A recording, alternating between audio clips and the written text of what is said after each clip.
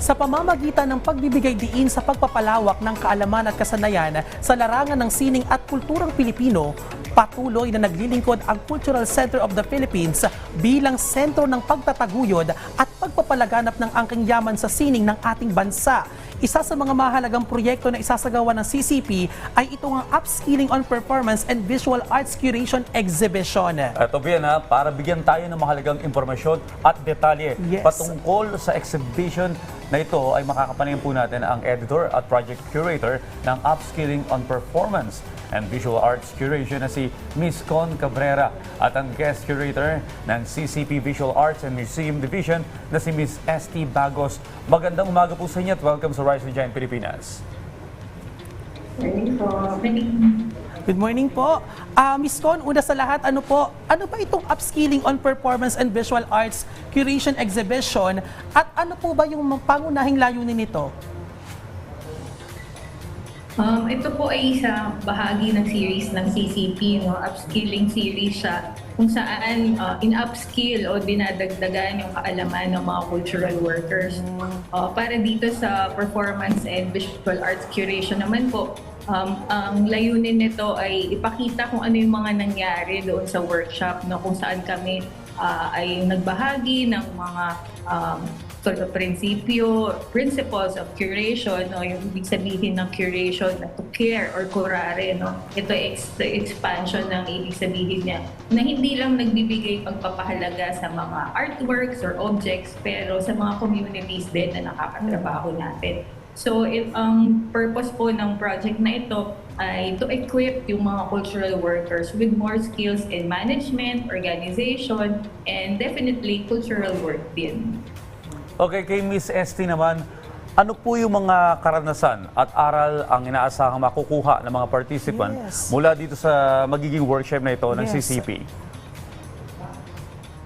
Bale sa workshop po, nagkaroon po kami ng mga featured lectures kung saan po pinag-usapan nila yung perspectives nila related to curatorship and curatorial in relation to cultural work. So dito po nagkaroon sila ng iba't ibang activities kung saan hinasa po talaga yung skills ng ating mga participants na cultural workers. So iba-iba po, nagkaroon po sila ng various aspects in community-based and ethical curatorship sa performance and visual arts po. Okay, Ms. ST, ano po ba yung mga espesyal na proyekto o aktibidad na inaasahan ng mga lalahok dito sa naturang upskilling program? Bale, yung makikita po dun sa exhibit, yung output nga po at documentation ng upskilling workshop series. So, makikita po yung photos and videos ng nangyari ng workshop, kung paano po nila nabuo yung mga ideas nila, yung conversations, and yung mga naging presentations and project plans ng workshop participants. Maliban po dito, makikita din po sa exhibit natin yung nagawang publication na output ng workshop series na yung title po niya, Upskilling Handbook, Workshop Proceedings and Guide to Developing Modes of Care in Curatorship. Dito po makikita natin yung documentation ng workshop series na kung saan may photos, lecture transcripts, workshop instructions, and worksheets na pwedeng gamitin guides ng cultural workers natin na gustong gumawa ng similar na programa. Okay, Ms. Con, paano nyo naman po isasalarawan yung kontribusyon ng exhibition na ito sa pagpalawak sa kaalaman sa sining at kultura ng mga Pilipino?